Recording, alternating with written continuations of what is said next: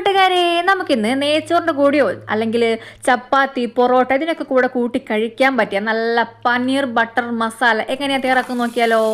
അതിനായിട്ട് ഒരു പാൻ എടുത്ത് അത് ചൂടായതിനു ശേഷം നമുക്കതിലേക്ക് ബട്ടർ ഒഴിച്ചു കൊടുക്കാം. അതൊന്ന് ചൂടായി ഒന്ന് മെൽറ്റായി വരുമ്പോൾ നമുക്കതിലേക്ക് കുറച്ച് സവാള, പച്ചമുളക്, തക്കാളി ഇത്രയും ആഡ് ചെയ്ത് കുറച്ച് ഉപ്പും കൂടി ആഡ് ചെയ്ത് നന്നായിട്ട് മിക്സ് ചെയ്യാം. ചെറുതായിട്ട് അതിൻ്റെ പച്ചക്കുത്ത് മാറി വരുമ്പോൾ നമുക്കതിലേക്ക് ഇഞ്ചി വെളുത്തുള്ളി ചതച്ചതും കൂടി അതിലേക്ക് ആഡ് ചെയ്യാം.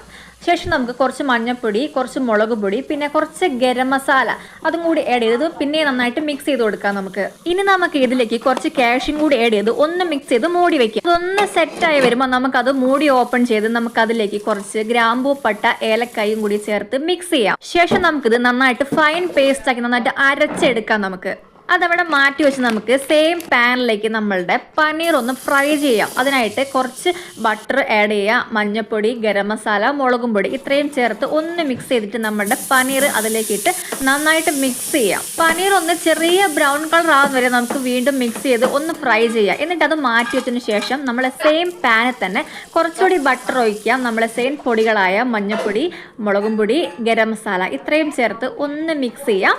ഇതിലേക്ക് നമ്മൾ നല്ല കുനുകുന നരിഞ്ഞു വെച്ച സവാള ആഡ് ചെയ്ത് നന്നായിട്ട് മിക്സ് ചെയ്ത് ഒന്ന് പച്ചക്കുത്ത് മാറുമ്പോൾ നമുക്കതിലേക്ക് നേരത്തെ അടിച്ചു വെച്ച മസാലയും കൂടി നമുക്കിതിലേക്ക് ചേർത്ത് കൊടുക്കാം. ഒന്ന് മിക്സ് ചെയ്ത് ഒന്ന് തിള വരുമ്പോൾ നമ്മുടെ പനീറും കൂടി ആഡ് ചെയ്യുക. എന്നിട്ട് നന്നായിട്ട് മിക്സ് ചെയ്തിട്ട് ഒന്നുകൂടി ഒന്ന് തിള വരണം. തിള വന്ന് കഴിയുമ്പോൾ നമുക്കൊന്ന് മൂടി വെച്ചിട്ട് ഒന്ന് വേവിക്കുക. പിന്നെ നമ്മൾ ഫ്രഷ് ക്രീം അതും കൂടി ആഡ് ചെയ്ത് കൊടുത്ത് ഒന്നും കൂടി ഒന്ന് മിക്സ് ചെയ്യുക. അപ്പം നമ്മൾ പനീർ ബട്ടർ മസാല ഇവിടെ റെഡിയാണ്. നല്ല അടിപൊളി ടേസ്റ്റാണ്, ഒരു രക്ഷയില്ല. ഞാൻ നെയ്ച്ചോറിന് കൂടിയാണ് ഇപ്പോൾ കഴിച്ചത്.